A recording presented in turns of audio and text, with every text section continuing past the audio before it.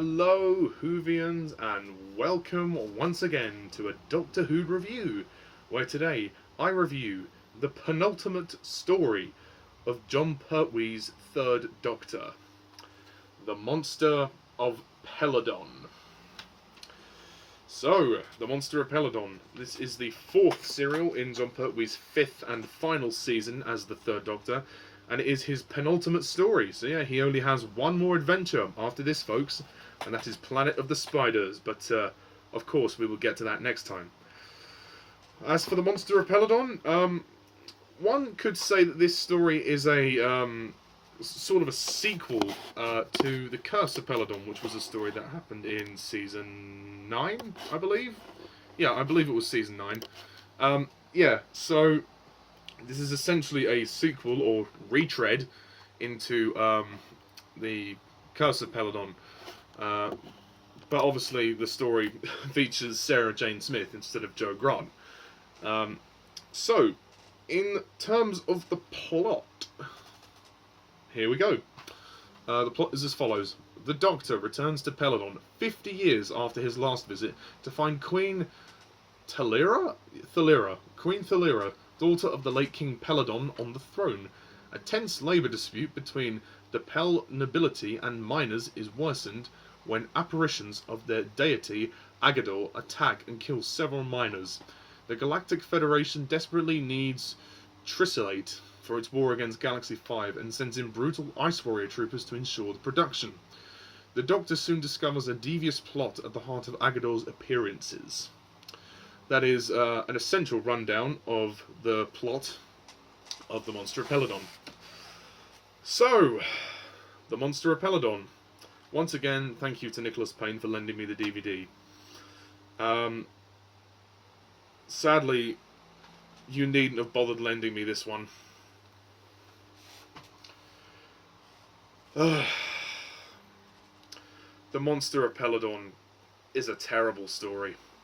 It's such a disappointment. I mean, why is it that the first three Doctors have such crappy penultimate stories?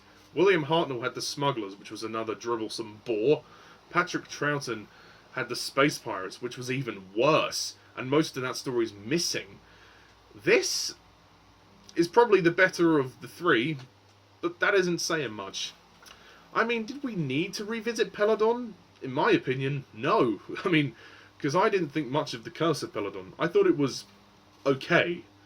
But this one is just not very good. The problem with The Monster of Peladon, for me, is the pacing. This story is so slow beyond belief that I really just gave up. By the time the Ice Warriors even came on the screen, which was halfway into the story, I just gave up. For one thing, the story itself, to me, the story is just a little confusing. I found it hard to follow at times, also because it was so boring, I lost interest, and the storytelling is just very disjointed, very messy, and very talky as well. It's just constant exposition without any means to an end, and it doesn't go anywhere for me. The story does not go anywhere, or at least I wasn't really interested in where it went. I just feel that this story really needed a rewrite and a restructure. Brian Hales wrote the story, and I think he did a pretty poor job, to be honest. I mean, there are some good ideas here, and this story has its moments, but ultimately, the biggest issue is the story is way too slow, and I just struggle to retain my interest. This story is 6 parts long. I know it was initially aired to be 20 minutes each part, or 23 minutes, one could say, per part, but I review the stories as a whole, and if I think a story is too long, then it's too long, and I think this story is way too long for its own good. This should have been 4 parts, this really should have been 4 parts, or at least 5, I think 5 parts would have been fine. This story just goes on, and it really, it's boring. That's the worst thing about it, it's boring. I couldn't really watch this story again, or at least not in one go. Another thing I don't like is the fact that it is very exposition heavy. There is all the supporting characters that are in the story I don't really give a shit about. You know, you've got the Queen, who is actually probably the best performance of the supporting cast. Nina Thomas as Thalira.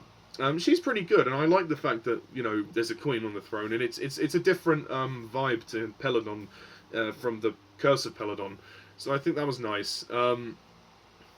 Eckersley is okay. Orton is okay. The rest of them are just all right.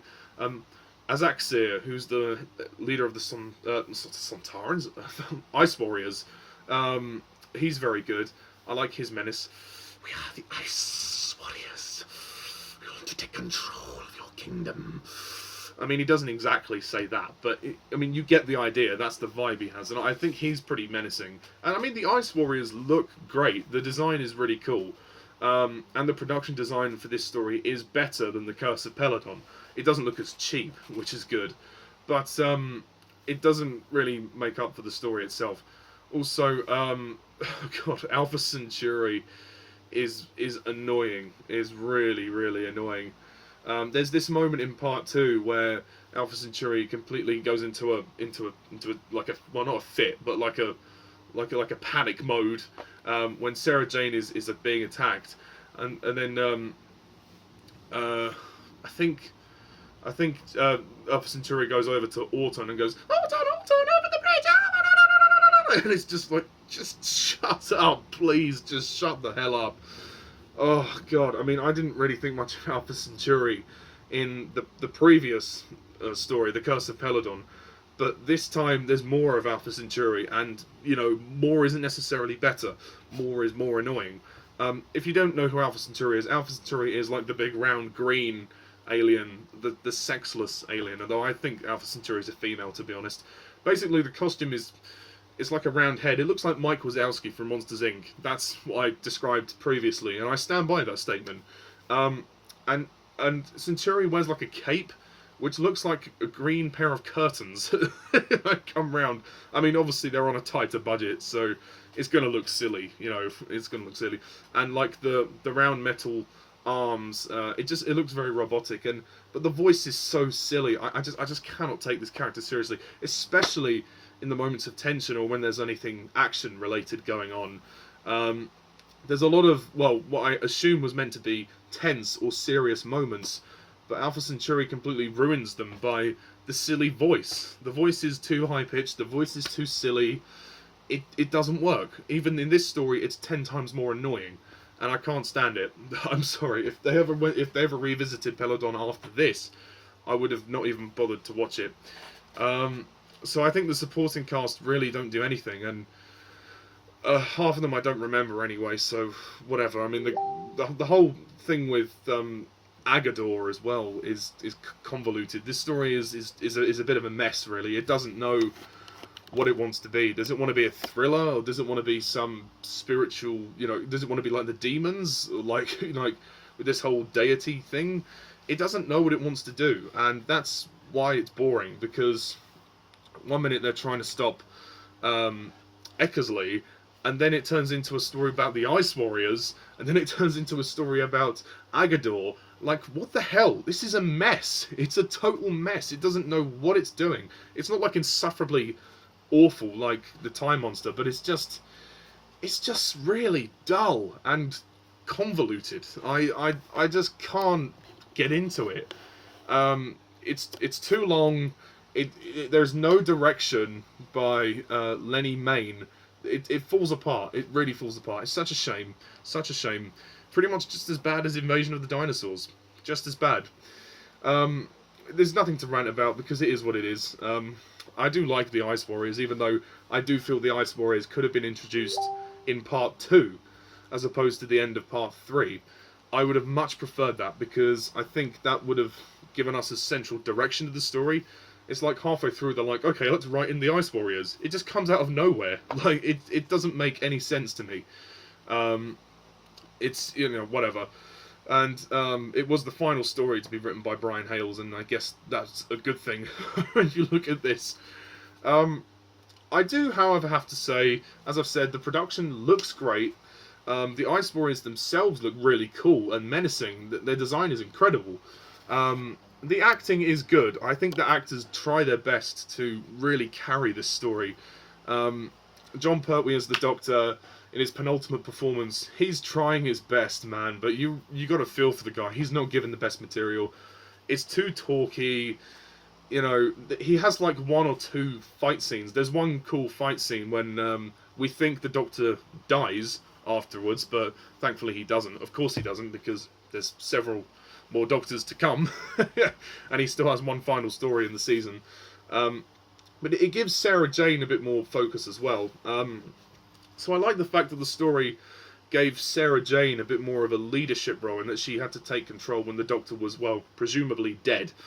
And it really gave Elizabeth Sladen a chance to stretch her acting muscles, because she's very good in this story.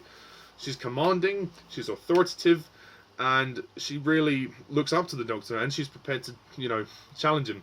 Especially at the end of the story, when she's like, "Oh, you made me go through all that for nothing?" You know, and then he's like, "Get into the TARDIS now," which is funny. So there's some great interplay between Elizabeth Sladen as Sarah Jane and the Doctor, played by Jon Pertwee. Their dynamic is slowly getting better. Even though the dynamic will never be as good as it was with Jo, Sarah Jane is still a great companion, and the dynamic is still very good. And obviously there's only one more story with Pertwee and Elizabeth Sladen together, but obviously she will continue to be in the show with Tom Baker. So we'll see how the dynamic changes. But as of this story, it's very good. I think the effects are okay. You know, I mean, obviously, you know, for what it is, it's okay. I do like the sets, and it's but ultimately it's just a mess. I really can't. I couldn't get into it. I nearly fell asleep during this story. It really is that boring. And you know, if you didn't like Curse of Peladon, you're not gonna like this. I'm telling you that now. I mean, I didn't hate Curse of Peladon. I don't think Curse of Peladon's a piece of shit. I don't hate Curse of Peladon, but I certainly would take it over this. At least that story was 4 parts, and at least that story moved along a lot quicker than this did. So, it's, yeah, a very bad penultimate story for Jon Pertwee. This really is a shame. His last season is turning out to be very uneven. You know, The Time Warrior was good. Invasion of Dinosaurs was not good. Death to the Daleks was good. This is not so good. And as for Planet of the Spiders, well, I can only hope it's great. I mean, I've been told it's great, so we'll see. But, yeah, I mean, it's not like...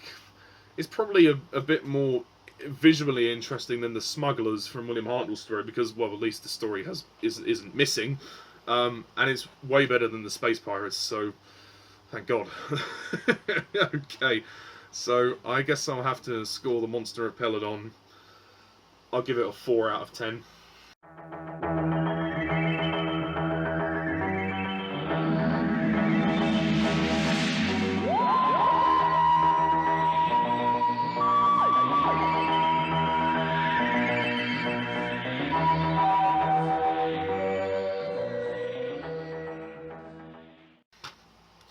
Yeah, it's not very good, sadly. So, folks, that's it.